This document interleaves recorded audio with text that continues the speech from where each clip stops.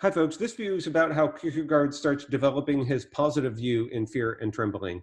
In the last video, we talked about Descartes' view of radical doubt and the conception of religious belief and religious faith that view leads to. And this is exactly what Kierkegaard rejects. So one thing that's problematic about this Cartesian approach is religious belief and this type of faith that Descartes champions is basically faith got by philosophical argument. All you have to do is read some philosophical texts that Descartes has written and be convinced that God exists. And then it's like you have the right relationship with God, where Kierkegaard thinks that's totally wrong.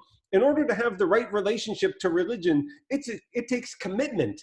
That's what is so important about the view Kierkegaard's going to give us as a contrast. It's all about a painstaking, difficult, oftentimes sacrificial commitment that takes a whole lifetime. That's what Kierkegaard is so impressed with Abraham about, and what this Cartesian, this philosophical view of faith completely misses.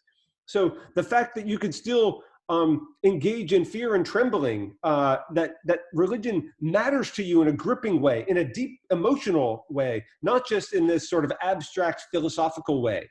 Really, there's two different views that are of intellectual life that are really important to contrast here.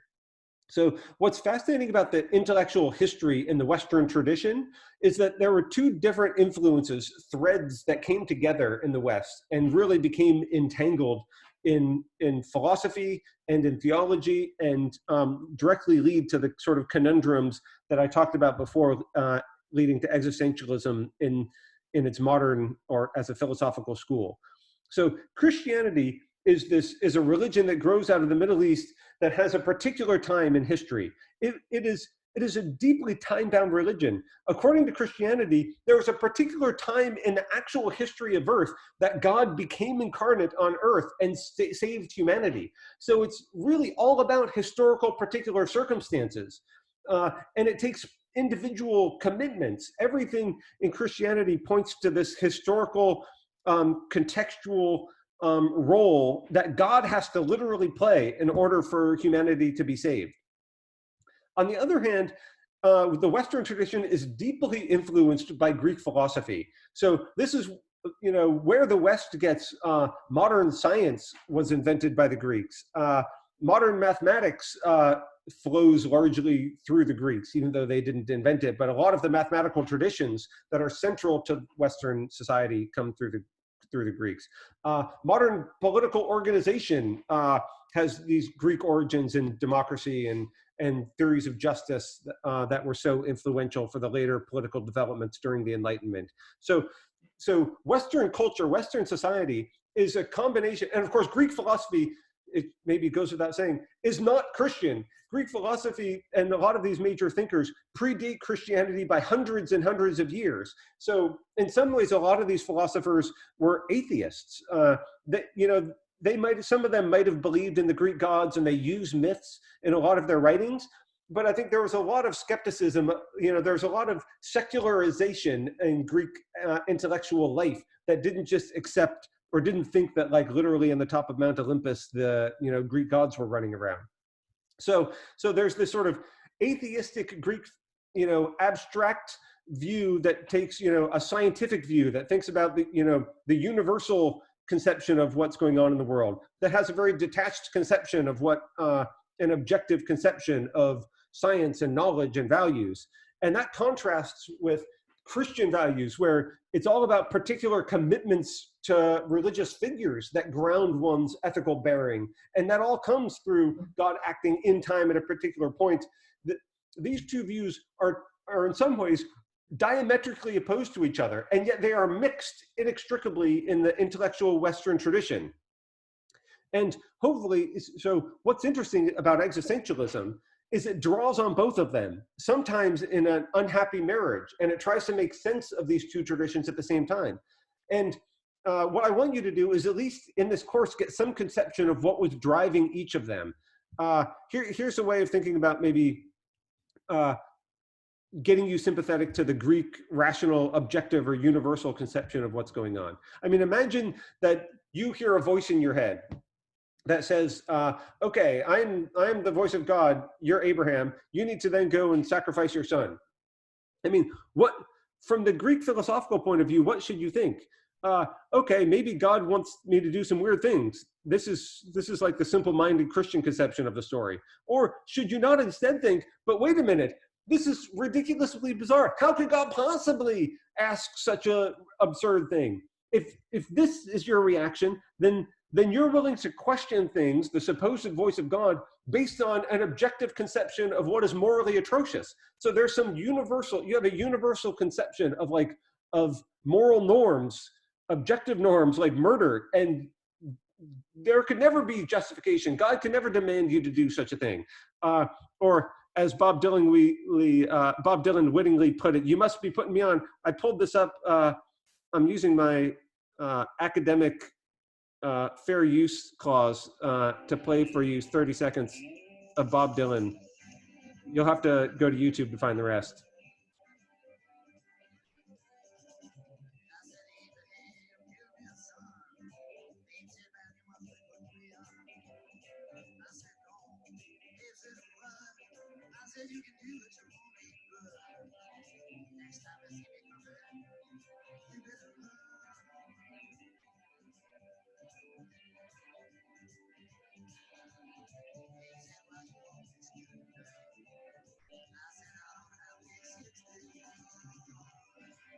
Okay, you can find the rest on YouTube.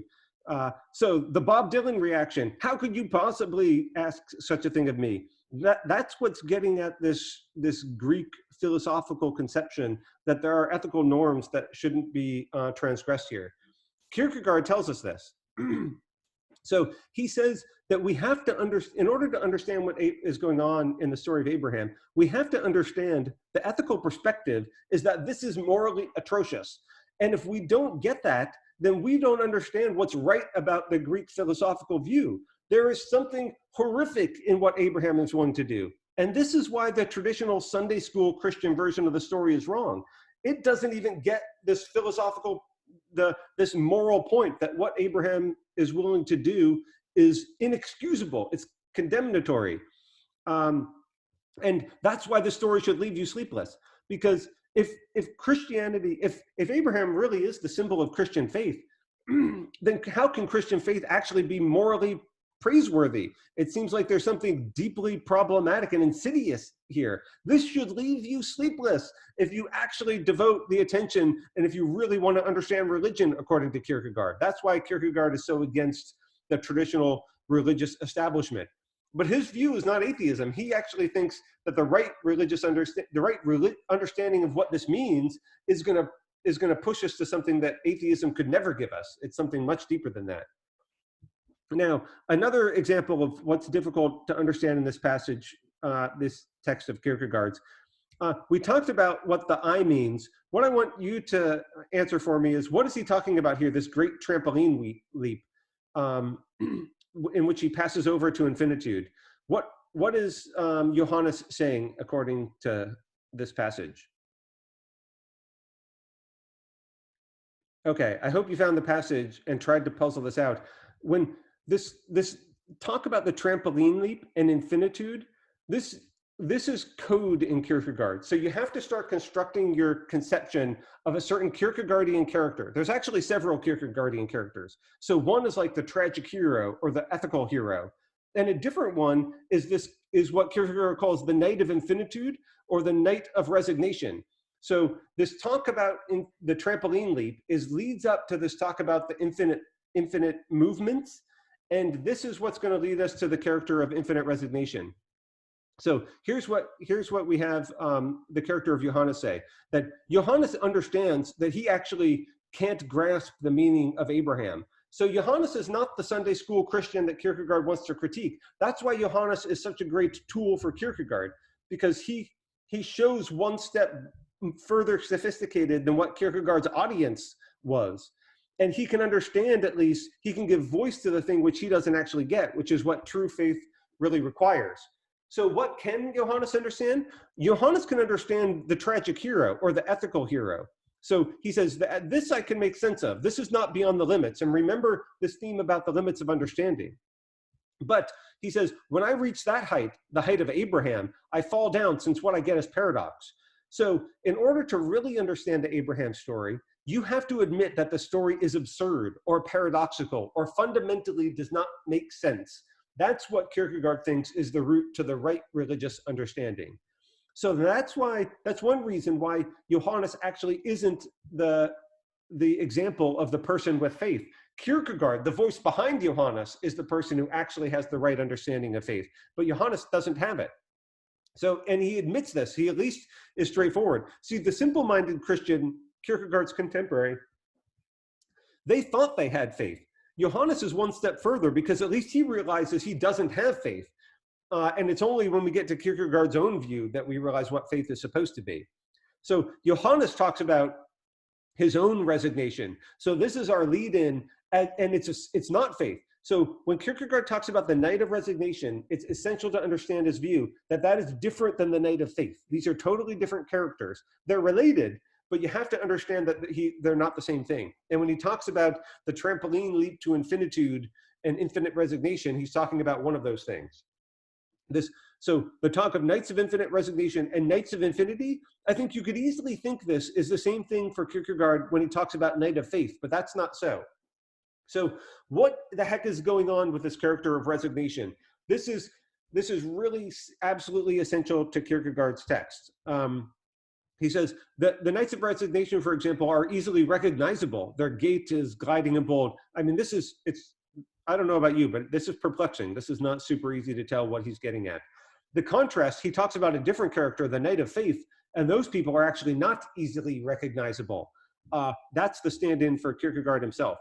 So he says, nights of infinity are dancers too. This talk is hard to mistake, but this is what he thinks this is the same as the night of resignation. This is not the person of faith. Now, here we start to get closer. This is a passage from your next Kierkegaard reading, but it helps us understand what he's getting at in this first reading from Fear and Trembling. Resignation does not require faith, so these are different things. For what I win in resignation is my eternal consciousness. What the heck is he getting at? So the last thing I'm going to try to give you a sense of in this video is what this talk about eternal consciousness is and how this motivates this character of the night of resignation. Okay, so imagine that you do have this conception of the inner world and the world of the spirit that Kierkegaard talks about at the beginning of the text.